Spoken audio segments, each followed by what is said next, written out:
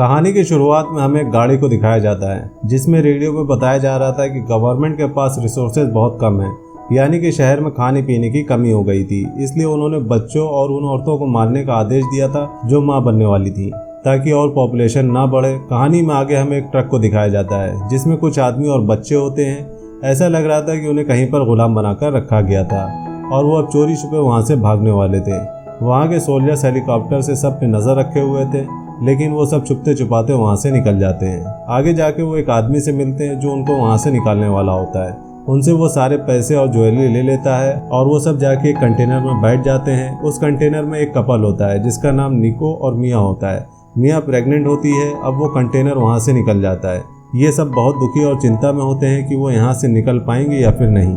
तभी उनका कंटेनर एक जगह पर जाके रुकता है। निको वहाँ पर आगे जाकर कंटेनर का दरवाज़ा खोलता है और कुछ लोग गन लेकर आते हैं और कहते हैं कि यहाँ पर बहुत सारे लोग हैं। वो कहते हैं कि एक और कंटेनर साथ में जा रहा है, कुछ लोग दूसरे कंटेनर में आ जाओ। जिसके बाद उनमें से कुछ लोग गन को लेकर कंटेनर में चढ़ जाते हैं और जो कोई भी उन्हें आगे मिलता है वो उन्हें कंटेनर से बाहर निकाल लेते हैं। वो लोग निको को भी बाहर निकाल लेते हैं। मिया भी उस कंटेनर से निकलने की कोशिश करती है, लेकिन तब तक वो कंटेनर का दरवाज़ा बंद कर देते हैं, जिससे निको और मिया एक दूसरे से अलग हो जाते हैं। मिया कंटेनर के छेद से बाहर निको को देखती है जो कि एक दूसरे कंटेनर में जा रहा होता है और उस कंटेनर का नंबर 107 होता है। मिया अपने फ़ोन से निको को कॉल करती है। निको मिया को बोलता है कि उसे वहाँ पर किसी पर भरोसा नहीं करना है। वो कहता है कि वो उसे बाद में ढूंढ लेगा। वो दोनों एक दूसरे को अपना ख्याल रखने के लिए बोलते हैं। अब इसके बाद इनका कंटेनर वहाँ से निकल जाता है, लेकिन कुछ दूर जाने के बाद उनका कंटेनर एक जगह पर जाकर रुक जाता है। मिया कंटेनर के छेद से बाहर कुछ सोल्जर्स को देखती है। वो बहुत डर जाती है। वहाँ पर कंटेनर का ड्राइवर उन सोल्जर्स को बोलता है कि इसमें कुछ नहीं है, पर सोल्जर्स बोलता है कि मुझे इसे चेक करना है। अब जैसे ही वो कंटेनर का दरवाज़ा खोलता है उसे बस वहाँ पर कुछ बॉक्सेस दिखाई देते हैं। मिया और बाकी लोग कंटेनर के आगे के केबिन में छुपे होते हैं। सोल्जर्स बाहर आता है और वो बाहर आकर कंटेनर की लंबाई देखता है, जिससे वो समझ जाता है कि ट्रक में अभी भी आगे और जगह है। अब वो फिर से ट्रक के अंदर आता है और कहता है कि जो कोई भी अंदर है वो बाहर निकल आए, हम किसी को भी नहीं मारेंगे। वहाँ पर मिया कंटेनर के अंदर एक ऊंची जगह पर जाके छुप जाती है। वो कहता है कि अगर तुम अपने आप बाहर नहीं आओगे तो मैं सबको शूट करने का आदेश दे दूंगा। तभी वहाँ से एक लड़की डरते हुए बाहर निकलती है, जिसके बाद वो सोल्जर्स उसके पास जाकर उसको शूट कर देता है। वो वहाँ पर सारे लोगों को ख़त्म करने का ऑर्डर दे देता है, जिसके बाद सोल्जर्स सारे लोगों को मार देते हैं। पर मिया अभी भी कंटेनर में ऊपर छुपी होती है। वहाँ पर बस एक छोटी सी लड़की बसती है, लेकिन वो उसको भी मार देते हैं। जिसके बाद वो उस कंटेनर से सारी बॉडीज़ को निकालते हैं और उस कंटेनर को पूरी तरह से साफ कर देते हैं। इसके बाद वो उस कंटेनर का दरवाज़ा बंद करके चले जाते हैं। मिया अपने फ़ोन से निको को वॉइस मैसेज भेजती है और वहाँ पर जो भी हुआ था वो उसमें बोलती है। कुछ देर बाद वहाँ पर सोल्जर्स उस कंटेनर को अलग करके एक शिप में चढ़ा देते हैं। मिया बार बार निको को कांटेक्ट करने की कोशिश कर रही थी, लेकिन उसका फ़ोन नहीं लगता। अब वो शिप वहाँ से निकल जाता है। मिया कंटेनर के अंदर केबिन में एक बैग को देखती है जिसमें कुछ ज़रूरत का सामान होता है, जैसे कि उसमें पानी की एक बोतल, ड्रिल मशीन और एक छोटा सा मोबाइल होता है। इसमें एक टार्च भी होती है। तभी जब शिप रात में जा रहा होता है तो समुद्र में भयानक तूफान आता है, जिसकी वजह से पूरा शिप हिलने लगता है। मिया भी कंटेनर में इधर से उधर जा रही होती है और बाहर लोगों को आवाज़ लगाने लगती है, लेकिन उसकी आवाज़ कोई नहीं सुनता। और कुछ देर बाद मिया कंटेनर के अंदर जोर से गिरती है, जिससे उसके सर में चोट लगती है और वो बेहोश हो जाती है। अब जब उसकी आंख खुलती है तो वो देखती है कि कंटेनर के अंदर पानी आ रहा होता है। वो बाहर देखती है, जहाँ पर वो देखती है कि बाहर कुछ कंटेनर समुद्र में तैर रहे होते हैं और वैसे ही मिया का कंटेनर भी शिप से निकलकर समुद्र में तैर रहा होता है। वो बहुत डर जाती है और वो दौड़ के अपने सामान के पास जाती है और जब वो अपना फ़ोन उठाती है तो वो देखती है कि उसके फ़ोन की स्क्रीन भी डैमेज हो चुकी थी, जिससे वो अब उसका लॉक भी नहीं खोल पाती। अब उसे वहाँ पर जो बैग मिला था उसमें से वो फ़ोन निकालती है, पर उसमें नेटवर्क नहीं होते हैं। मिया अपने बच्चे को लेकर काफ़ी परेशान होती है। अब मिया कंटेनर में रखे बॉक्स को खोलती है, जिसमें कुछ इलेक्ट्रॉनिक का सामान जैसे कि ईयरफोन और टीवी मिलता है और साथ में उसे एक जैकेट वाला बॉक्स भी मिलता है, जिसे निकालकर वो पहन लेती है। एक बॉक्स में उसे बहुत सारे छोटे छोटे डिब्बे मिलते हैं। तभी मिया वहाँ पर देखती है कि कंटेनर में एक छेद से पानी आ रहा है। वो उसे वहाँ पर पड़े टेप से बंद कर देती है। तभी वो बाहर लोगों के चिल्लाने की आवाज़ सुनती है। वो बाहर देखती है, जहाँ पर उसे निको का कंटेनर दिखाई देता है जिसमें 107 लिखा होता है। वो अब डूब रहा होता है। मिया जल्दी से छोटे फ़ोन में अपना सिम डालती है और वो फिर से निको को कॉल करती है, लेकिन वो फ़ोन नहीं उठाता है। मिया कंटेनर के अंदर से चिल्लाती रहती है, लेकिन वो कंटेनर उसकी आंखों के सामने धीरे धीरे डूब जाता है। मिया बहुत रोती है। अब उसके कंटेनर में धीरे धीरे एक और छेद से पानी आ रहा होता है। उधर वो निको को फोन करने में बिजी होती है पर उसका फोन नहीं लगता, जिसके बाद वो एक चाकू निकालती है और अपने आप को मारने की कोशिश करती है, पर वो अपने बच्चे के बारे में सोचती है और वो चाकू छोड़ देती है। मिया वहीं पर लेट जाती है और उसको नींद लग जाती है। वो सपना देखती है कि उसके कंटेनर में पानी आ चुका है और अब वो डूबने वाली है, और तभी उसकी आंखें खुल जाती हैं और वो देखती है कि कंटेनर में पानी बढ़ता जा रहा है, और वो वहाँ पर रखे टेप और मार्कर की मदद से पानी के लेवल को मार्क कर देती है और उस कंटेनर में अपना पहला दिन भी लिख देती है। तभी उसके पास निको का कॉल आता है। वो बताता है कि उसके ट्रक ड्राइवर ने उसे धोखा दिया और उसे शहर के बाहर छोड़कर चला गया। निको कहता है कि वो उसे जल्द ही ढूंढ लेगा। मिया बोलती है कि मुझे नहीं पता कि मैं कहाँ पर हूँ, मैं एक कंटेनर के अंदर हूँ और वो कंटेनर शिप से समुद्र में गिर गया है, मेरे चारों तरफ पानी है। निको कहता है कि चिंता मत करो, मैं कैसे भी यहाँ से निकल के तुम्हारे लिए आऊँगा।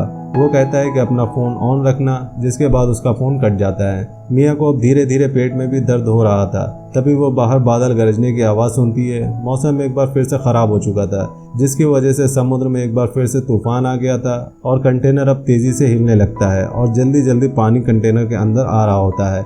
उधर मिया के पेट में और दर्द बढ़ने लगता है और वो एक बॉक्स के सहारे खड़ी होती है। तभी उसके पास निको का कॉल आता है, लेकिन वो जैसे ही फ़ोन निकालती है उसका फ़ोन पानी में गिर जाता है। मिया का दर्द बढ़ता ही जाता है और कुछ देर बाद मिया एक लड़की को पानी में ही जन्म दे देती है। वो उसे साफ करके वहीं पर एक बॉक्स के ऊपर लिटा देती है और अब 3 दिन बीत चुके थे। उसकी बच्ची बहुत रो रही थी और उसके पास खाने पीने का सामान भी लगभग खत्म होने वाला था। खैर वो अपनी बच्ची को दूध पिलाती है, जिसके बाद वो सो जाती है। मिया को अब और भूख लग रही होती है, जिसके बाद वो वहाँ पर रखा सब सामान लगभग खत्म कर देती है और अपनी बेटी के पास सो जाती है। अब उसे और खाने का इंतजाम करना था, इसलिए वो ड्रिल मशीन से कंटेनर के ऊपर छेद करने लगती है, लेकिन कुछ देर बाद उसकी मशीन खराब हो जाती है, जिसके बाद वो अपना फ़ोन निकालती है और फिर से अपने फ़ोन में सिम डालती है, लेकिन उसका फ़ोन का लॉक अभी भी नहीं खुलता। वो अब परेशान होकर वहाँ के डिब्बे को इधर से उधर फेंकने लगती है। तभी एक डिब्बे में उसे एक चाकू मिलता है। मिया उसी चाकू से अब कंटेनर को काटने लगती है। खाना और पानी ना मिलने की वजह से उसकी हालत बहुत ख़राब हो चुकी थी। कंटेनर को काटते काटते उसका हाथ भी पूरी तरह से जख्मी हो चुका था। उसे अब चक्कर भी आने लगते हैं, लेकिन यहाँ पर उसकी किस्मत अच्छी होती है। बाहर बारिश होने लगती है और उसने जो छेद बनाया था उससे पानी आने लगता है। वो वहाँ पर छोटे छोटे बॉक्स में पानी को इकट्ठा करती है और वो पानी पीकर अपनी प्यास बुझाती है। अब वो थोड़ा रिलैक्स महसूस करती है और एक बार फिर से कंटेनर को काटने में लग जाती है और कुछ देर की मेहनत के बाद वो कंटेनर में एक छेद बनाने में कामयाब हो जाती है, जिससे वो काफ़ी खुश होती है। वो कई दिनों के बाद कंटेनर के बाहर निकली थी, लेकिन वो अभी भी समुद्र के बीच में थी। वो अपनी बच्ची को भी कंटेनर के ऊपर ले आती है और जो कपड़ा उसने अपनी बेटी के ऊपर लपेटा था वो समुद्र में फेंक देती है और देखती है कि उसके चारों तरफ मछलियां हैं। अब वो उन्हें पकड़ने का प्लान बनाती है। मिया एक नुकीला वेपन बनाती है और वो उसे बार बार समुद्र में फेंकती है, लेकिन उसे एक भी मछली नहीं मिलती है और वो बुरी तरह से थक भी जाती है। जिसके बाद मिया वहीं पर लेट जाती है। तभी वो अपने ऊपर एक एरोप्लेन को देखती है।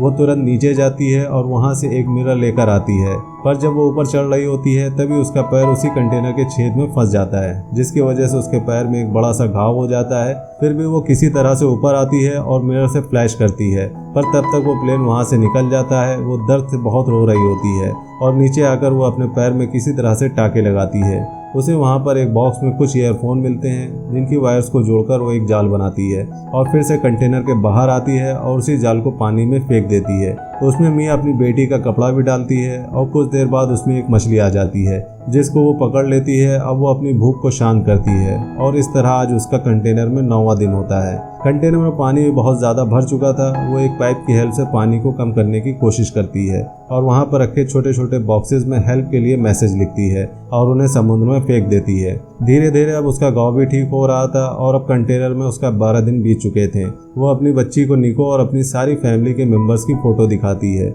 वो उसे सबके बारे में बताती है कि वो सब बहुत अच्छे इंसान हैं। वो अपनी बेटी का नाम नोवा रखती है, जो कि निको की माँ का नाम होता है। वो अपनी बच्ची के साथ खेलते खेलते सो जाती है। रात में कंटेनर में अचानक से आवाज़ होने लगती है। वो अपनी बेटी को लेकर बाहर आ जाती है और वो देखती है कि एक बॉक्स बार बार कंटेनर से टकरा रहा होता है। तभी उसके पास निको का कॉल आता है। मिया बोलती है कि तुम कहाँ पर हो, जिस पर निको बोलता है कि वो उसे बचाने नहीं आ सकता है, उसे अब सब कुछ अकेले ही करना पड़ेगा। वो कहता है कि मैंने कंटेनर से भागने की कोशिश की, लेकिन वहाँ के सोल्जर से मुझे शूट कर दिया। वो कहता है कि मेरा बहुत खून निकल चुका है और अब मैं नहीं बच पाऊंगा। वो उसको सॉरी बोलता है। मिया और निको बहुत रोते हैं। तभी मिया बोलती है कि वो माँ बन गई है और उसकी बेटी हुई है, जिसका नाम उसने उसकी माँ के नाम पर नोवा रखा है। निको पूछता है कि वो कैसी दिखती है। मिया कहती है कि वो बिल्कुल तुम पर गई है। वो अपनी बच्ची के कान के पास फोन ले जाती है। निको बोलता है कि हमेशा अपनी माँ का ख्याल रखना और जब तुम किसी मुसीबत में फंस जाओ तो हमेशा अपनी माँ को याद करना, तुम्हारी हर प्रॉब्लम खत्म हो जाएगी। अब निको का फोन कट जाता है और मिया बहुत रोती है और वो कंटेनर के ऊपर ही सो जाती है। अब धीरे धीरे कंटेनर में लगातार पानी बढ़ रहा होता है और आज 24 दिन बीत चुके थे। मिया वहाँ पर खाली पड़े डिब्बों की मदद से एक बोट बनाती है और उन बॉक्सेस में मछलियाँ रख देती है।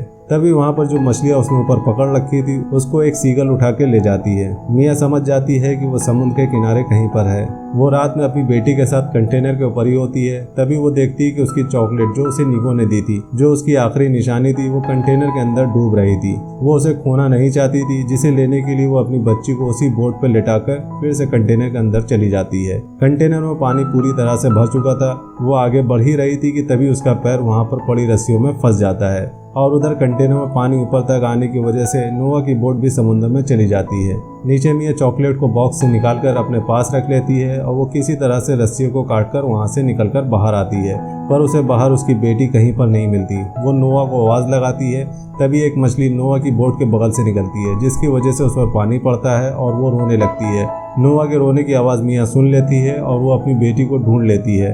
अब वो उसी बोट की रस्सी को पकड़कर बोट के सहारे समुद्र में तैर रही होती है, लेकिन सुबह होते होते वो हार मान लेती है। वो नोवा को अलविदा कहती है और कहती है कि तुमने मुझे स्ट्रॉन्ग बनाया, पर अब मैं तुम्हारे साथ और आगे नहीं चल सकती। उसे वहाँ पर भी कुछ सीगल्स दिखाई देती हैं, क्योंकि उसके बॉक्स में बहुत सारी मछलियाँ थी और वो सीगल उन्हीं मछलियों के लिए आ रही थी। तभी वहाँ से कुछ दूर पर हम एक मछुआरे की फैमिली को देखते हैं, जो बोट से मछलियाँ पकड़ रहे होते हैं। वो सीगल के बहुत बड़े झुंड को देखकर उसकी ओर जाने का डिसाइड करते हैं। वहाँ पर वो उसी छोटी बोट को देखते हैं जिसमें नोवा थी। वो उसे अपनी बोट में ले आते हैं और वो हैरान होते हैं कि इतनी छोटी बच्ची भी समुद्र में कैसे आ गई। तभी वो एक रस्सी को बोट में बंधा हुआ देखते हैं और जब उसको खींचते हैं तो उसमें से मिया निकलती है, जो कि पानी में डूबने की वजह से बेहोश हो गई थी। वहाँ पर वो लोग मिया को CPR देते हैं और कुछ देर बाद मिया उठ जाती है। मिया और नोवा सुरक्षित बच जाते हैं। मिया अपनी बच्ची को गले लगाती है और इतनी मुश्किलों से निकलने के बाद वो राहत की सांस लेती है और यहीं पर इस मूवी की कहानी खत्म हो जाती है। अगर मूवी का एक्सप्लेनेशन पसंद आया हो तो वीडियो को लाइक करिएगा, चैनल को सपोर्ट करने के लिए सब्सक्राइब करिएगा, ताकि हम आपके लिए ऐसी इंटरेस्टिंग मूवीज के एक्सप्लेनेशन लाते रहें। मिलते हैं नेक्स्ट मूवी एक्सप्लेनेशन वीडियो में, तब तक के लिए बाय बाय।